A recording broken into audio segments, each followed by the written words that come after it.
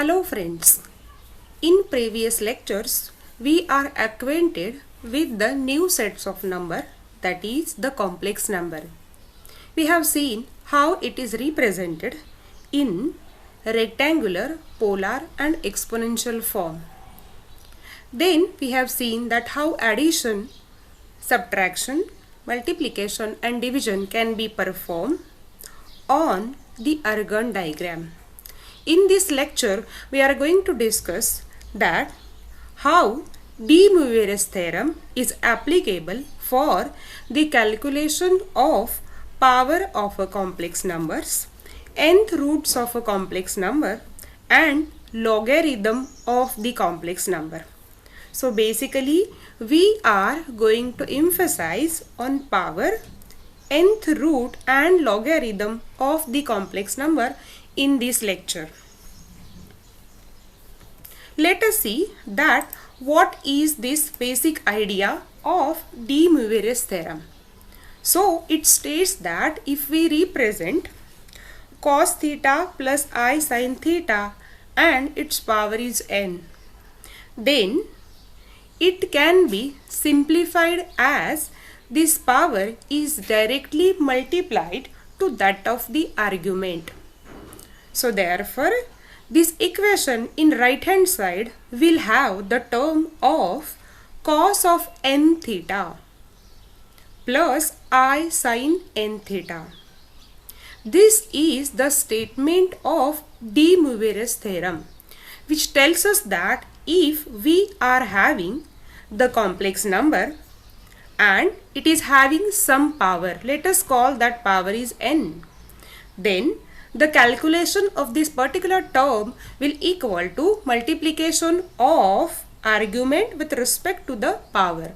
So theta has been replaced by n theta here. Similarly, sine of n theta.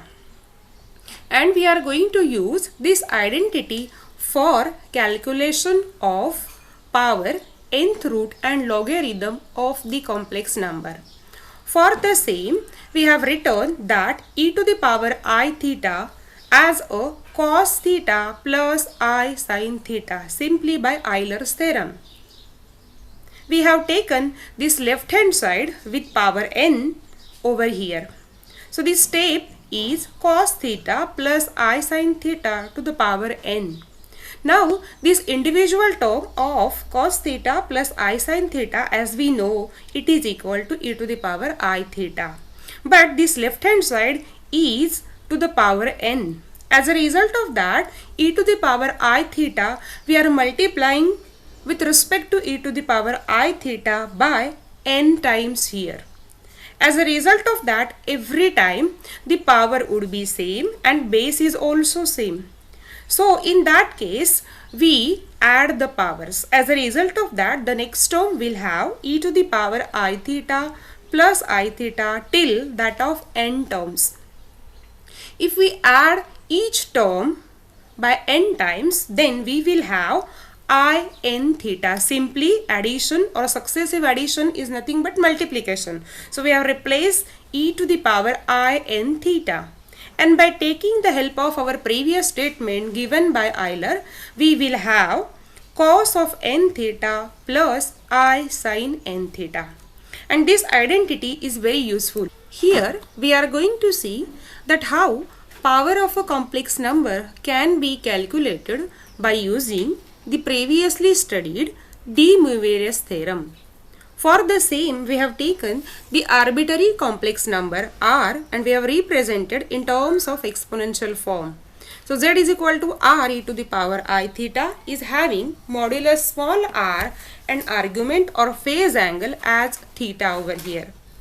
We are raised z to the power of n. So z to the power n will equal to r e to the power I theta to that of n. From that, r to the power n will as it is and this exponential term will modify as e to the power I n theta, where the power has been multiplied to that of theta or an argument. As a result of that, this equation would become z to the power n is r to the power n and we are having the term e to the power I n theta. We can rewrite this term as cos of n theta plus I sin n theta. In simplified form, we can say that argument of z to the power n will equal to n multiplied by argument. Or when we are having this term of e to the power I theta, when we add or modify that theta by plus 2n pi, then this e to the power I theta will not change. So this invariance of e to the power I theta by adding by 2n pi we are going to use for the calculation of power of the complex number. Here as an example we have taken that we have to find now 1 plus I to the power of 8. For the same we have taken our 1 plus I is the complex number, that is z is equal to 1 plus I. We have to find what is value of z to the power 8. For the same, for particular arrangement x will be 1. By comparing this 1 plus I with respect to a plus ib or x plus iy. By doing so we will have x value is 1 and y value is also 1. Then for the calculation of the modulus we are having r, which is modulus, is square root of x square plus y square. In this particular example the value of x and y are same and therefore the value of r, that is modulus, we have received as a square root of 2. Then once we know value of r, then next step is to calculate value of theta, where theta is argument. For the same we know the standard formula, that is theta is tan inverse of y upon x. In this example x and y are same, so tan inverse of 1. Tan inverse of 1 is simply pi by 4. And with this value of r and theta we can represent z is equal to 1 plus I as r e to the power I theta. Here r we have substituted as a square root of 2 and theta has been replaced by pi by 4. Since the question that they have asked is 1 plus I to the power 8. As a result of that we are raising power of this particular equation to that of 8. So left hand side will have simply 1 plus I to the power 8. Now the right hand side is also we have written as it is with the power of 8.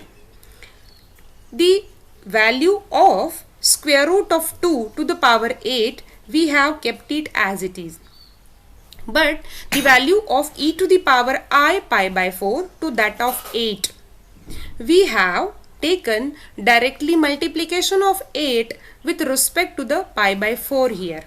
As a result of that we are having e to the power I 8 pi by 4, and by simplifying it we are having that e to the power I 2 pi, because 4 1s and 4 2s are 8. So therefore the square root of 2, its power is 8, has been modified in such a way that square root of 2 means 2 to the power 1 by 2, its power is 8.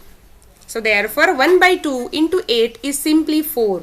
So 2 to the power 4 we have written as it is and multiplied by e to the power 2 pi I or I 2 pi. 2 to the power 4 we have written as 16 and e to the power 2 pi I we have written as cos of 2 pi plus I sin 2 pi. And by substituting values of cos 2 pi and I sin 2 pi we know that cos of 2 pi is plus 1 and I sin 2 pi is simply 0.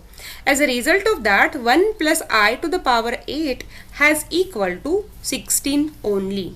So even if in the first glance you will quickly notice that 1 plus I is complex number, but when we raise this complex number to the power of 8, still the answer of this particular problem comes out to be surprisingly real number. The next example we have picked as 1 plus I square root 3 to the power of 6. So as we seen in previous example, we consider this 1 plus I square root 3 first. We have written z is equal to this term. By comparing this value or this representation which is in the Cartesian coordination or the rectangular coordination, then we are having x is equal to 1 and y is equal to square root of 3. Once we know value of them, the value of r is simply square root of x square plus y square, if you remember the previous problem. So r is x square, so x square means 1 and y square means square root of 3 square. So simply it is equal to square root of 4 or it is equal to 2. For the calculation of argument, we are having the standard formula as theta is tan inverse of y by x. At the place of y we have written it is square root of 3 and at the place of x we have written as 1. So tan inverse of square root 3 is simply pi by 3. We have written that this 1 plus I square root 3 in terms of r e to the power I theta, where the value of r we have substituted as 2 and theta has been written as pi by 3. Now the question is to raise power to the power 6.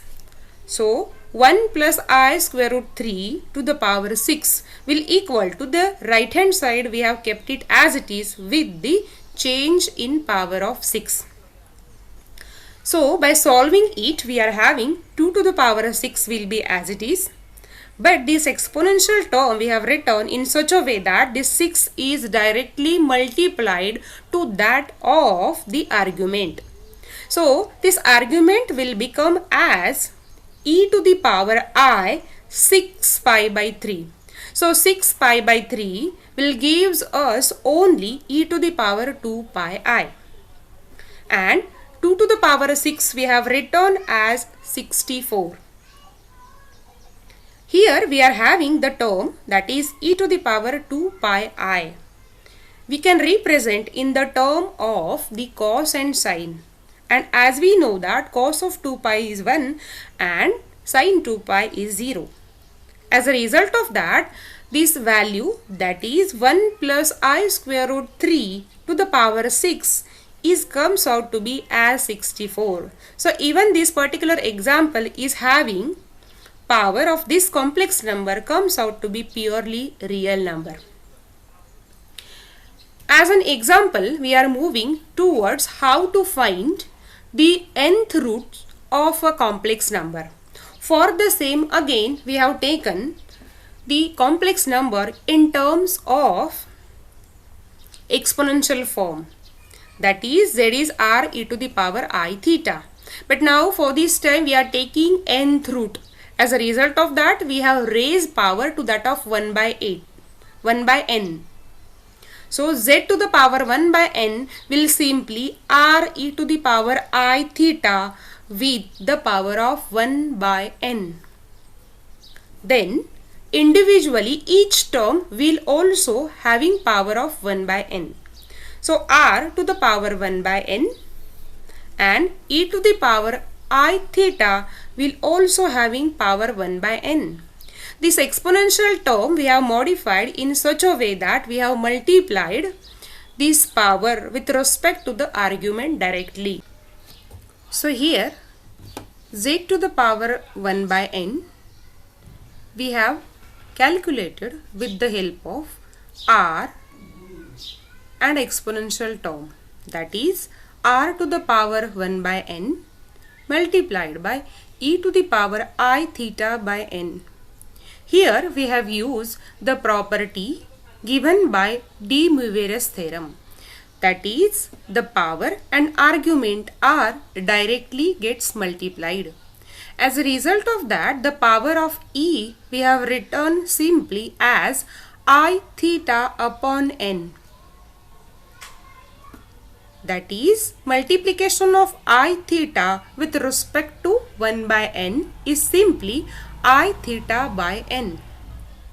Here if the value of argument is changes by 2k pi where k is positive integer. Then also the complex number r remain unchanged or invariant. So this property or this term z to the power 1 by n is simply r to the power 1 by n multiplied by e to the power I theta. As I told you that theta we are adding by 2k pi. So theta plus 2k pi and upon n we have copied as here. R to the power 1 by n multiplied by e to the power I theta plus 2k pi. This is by adding theta by 2k pi and multiplied by 1 by n. And this is the standard formula by which we are going to calculate roots of a complex number. For the same, this term, that is e to the power I theta plus 2k pi upon n, we have represented in the terms of trigonometric function. So we are having cos of theta plus 2k pi upon n plus I sin theta plus 2k pi upon n. And this term, that is r to the power 1 upon n, is multiplied to cos term as well as sin term here. From this we can calculate different values of root of a complex number by substituting values of k as 0, 1, 2, 3 and so on. If suppose as an example, if we are calculating the value of fourth root, then for that particular calculation the value of k would be simply 0, 1, 2 and 3, because the value of k will start from 0 and it will turn or terminate to that of n minus 1, where the value of n is nth root of a complex number. So from that we can say simply that all roots of a complex number has same modulus, because the value of r to the power 1 by n will remain same. But which value changes? That is the argument, because every time when value of k changes, then argument is also changes. This is the uniqueness of finding nth roots of a complex number. And here we are going to use this property to calculate nth root. For the same, we are having the question, that is find third root of 1, where the 1 is complex number. As we know that any root of 1 will simply 1. But let us see what will be those different values over here by taking the consideration of the complex number. So z is equal to 1, which is given to us. By comparing this value of z is equal to 1 with respect to x plus iy. By doing so, we are having x is equal to 1 and y is equal to 0, because there is no term which is the multiplier of I. X and y we have substituted for the calculation of modulus here. And modulus we have found it is square root of x square plus y square is simply 1.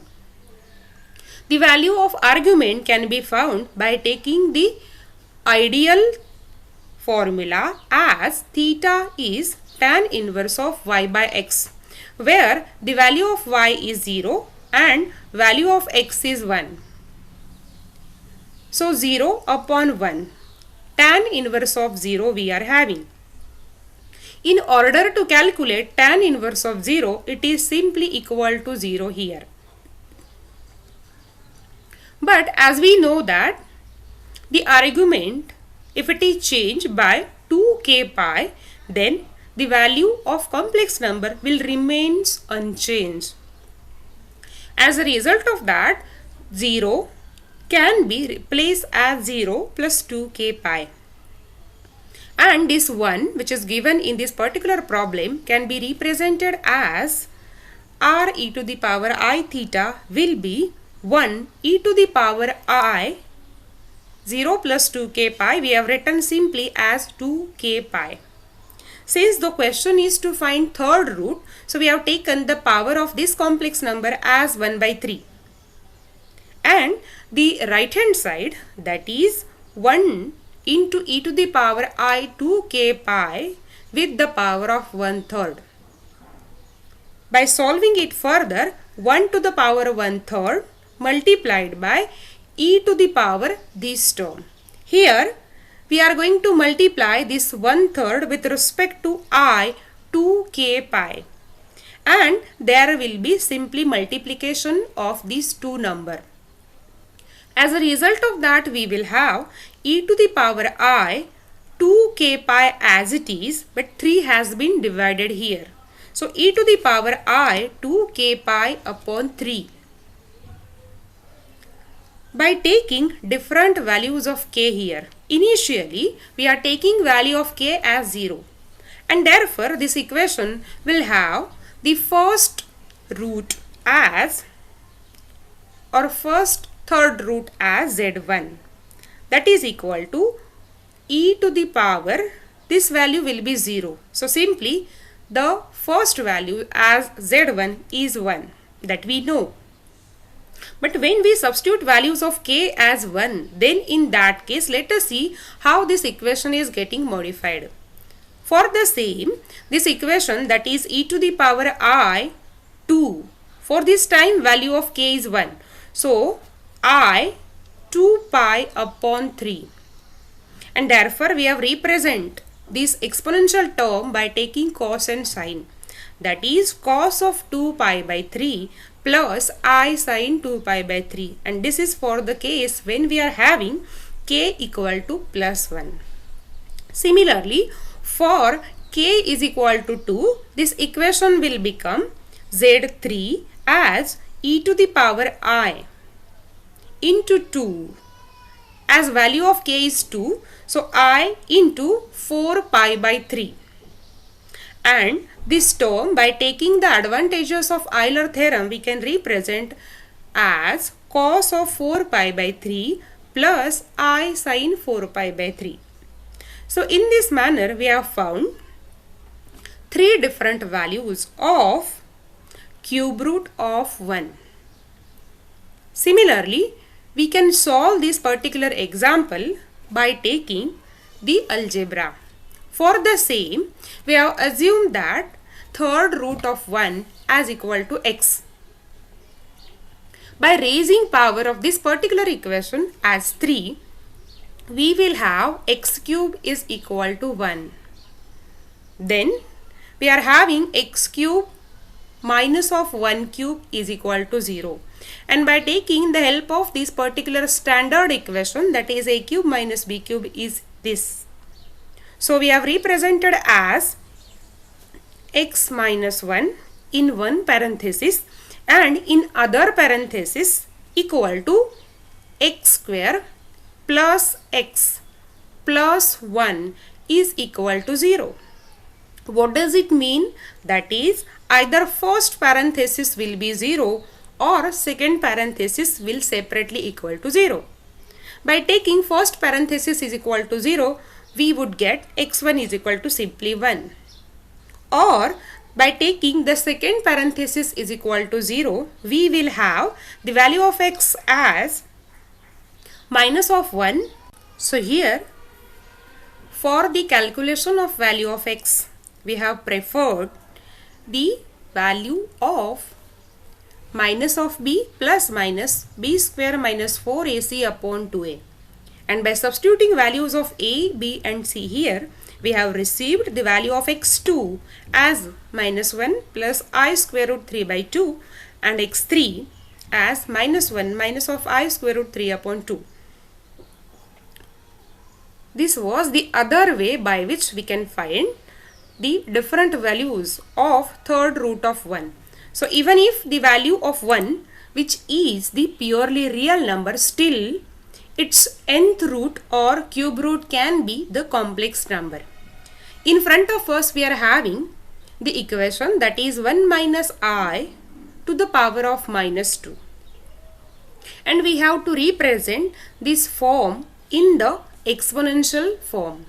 For the same, we have taken the left hand side as it is, and we have made one adjustment in such a way that this minus 2 can be plus 2 if we bring this term to the denominator.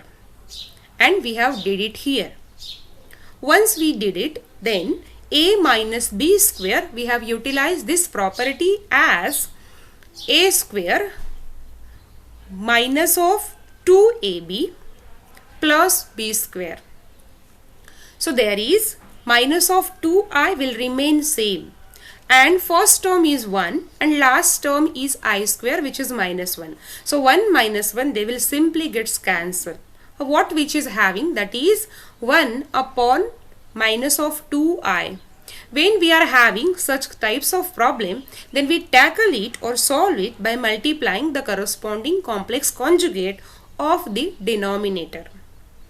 So this 1 upon minus 2I we have multiplied as 2I here as well as 2I. And by multiplying each term by I, we will have I upon, since this term will be minus 2 into I square. So I square is minus 1, so simply I upon 2, this is the term which is received by solving this particular given form. And we are trying to compare this value with respect to the x plus iy. That is, x is equal to 0 and y comes out to be 1 upon 2. For the calculation of value of modulus here, we have taken r is equal to square root of x square plus y square. And simply by substituting values here, we will have r that is equal to 1/2. Once we know value of r, the next is to calculate the argument, and theta is tan inverse of y upon x, where y is pi by 1 upon 2 and x is 0. So here simply we are having tan inverse of infinity, that is pi by 2. We know the value of r, we know the value of theta as well. And therefore we have represent this particular given equation as r, where r is comes out to be as 1 by 2 e to the power I theta. Theta we have replaced by pi by 2.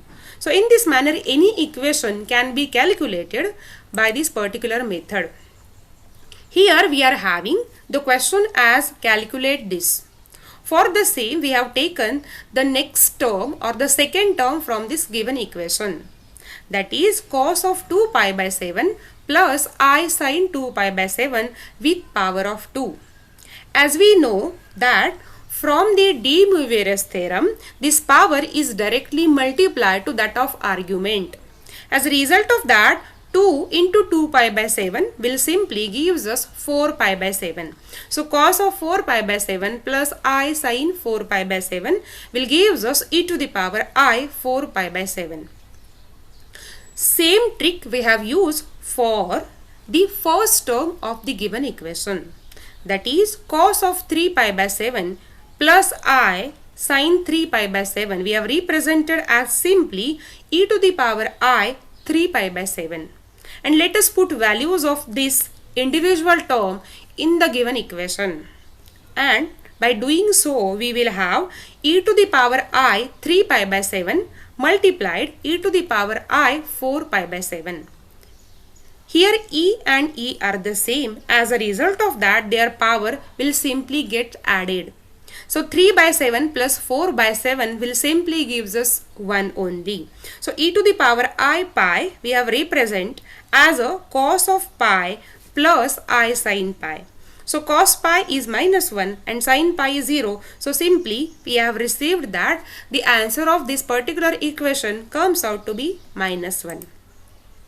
Here we are having the question as if z is equal to square root of 1 plus I square root of 8, then find the value of z into z bar. For the same, we have taken this term which is given as z is equal to 1 plus I square root of 8 as it is. For finding its complex conjugate, we know that z bar is received by only changing the value of I or the sign of I. So sign of plus I has been reversed as a minus I, and the complex conjugate is comes out to be here only by changing sign of I. Since the job is to calculate the corresponding multiplication z with respect to its complex conjugate. As a result of that, we have taken this first term, that is 1 plus I square root 8 here, multiplied by the complex conjugate, that is 1 minus of I square root 8. When we take their corresponding multiplication, then we have taken the square root only once. So square root we have written, and that is 1 plus I square root 8 we have written, multiplied by 1 minus I square root 8. Since we have not changed anything here with respect to the first root sign, so we have kept it as it is, but now for this time we are having A plus IB multiplied by A minus IB. When we are having such types of problem, then A minus IB into A plus IB will give us A square plus B square, if you remember. As a result of that, the value of A is 1, so 1 square, plus the value of B, which is the multiplier of I, is square root of 8 here. So square root of 8 square is simply 8.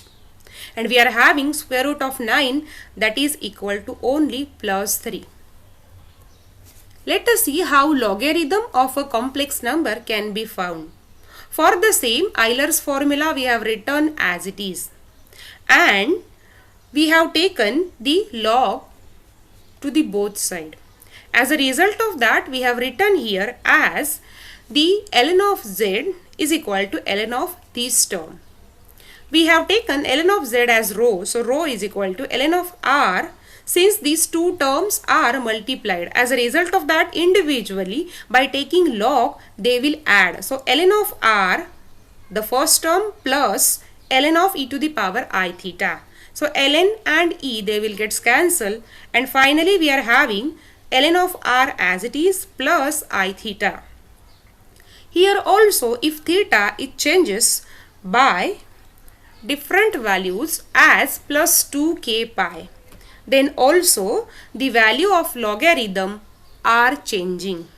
So from that we can say that logarithm of complex number has the infinite values. For the same, the question is find or show that ln of I is equal to I pi by 2 plus 2k pi, where the values of k are given. For the same, we have taken z is equal to I here. So z is equal to I is equal to x plus iy. When we compare these two equations, then x is equal to 0 and y is equal to plus 1. R, that is modulus, is square root of x square plus y square is simply equal to plus 1. The value of argument, that is theta, is equal to tan inverse of y by x will gives us tan inverse of 1 by 0, that is tan inverse of infinity. And theta is tan inverse of infinity will gives us equal to pi by 2. So I will have modulus is equal to plus 1 and argument is equal to pi by 2. Let us utilize these both values for the calculation of ln of I. For the same, I can be written as r e to the power I theta. Since r is 1, so 1 into e to the power I theta, theta we have replaced as pi by 2. At the place of pi by 2, we have added plus 2k pi. So the modified value of argument become pi by 2 plus 2k pi. And by taking log of both sides, we are having ln of I is equal to ln of this term. So ln and e we have modified. As a result of that, the value is I pi by 2 plus 2k pi. So from this, ln of I is simply I in bracket pi by 2 plus 2k pi. The question is to determine the value of ln of minus 5. Here we can write the minus 5 as minus 5 plus I into 0. And by comparing their real and imaginary part, we can write x as minus 5 and y as 0. For the calculation of r, that is modulus, we know it is square root of x square plus y square. And here we will substitute values of x and y, that is minus of 5 square plus 0 square is simply equal to 5. For the value of an argument, we have written the standard formula as theta is equal to tan inverse of y by x. And the value of y is 0 and x is minus 5. So 0 upon minus 5 will give us 0. And theta is tan inverse of 0, that is pi only. And the value of r and theta, let us substitute in the Euler's formula, that is z is equal to r e to the power I theta, as since value of r is 5, so 5 into e to the power I pi. And by taking log of both sides, this equation will become as ln of minus 5 will be equal to ln of this whole term, that is 5 into e to the power I pi. And therefore ln of 5 plus I pi is the answer of the ln of minus 5. So in this manner we can determine power, nth root and logarithm of the complex number by using the property given by de Moivre's theorem. These are the simpler way by which we can calculate them. We will see the remaining part in the next lecture. Thank you.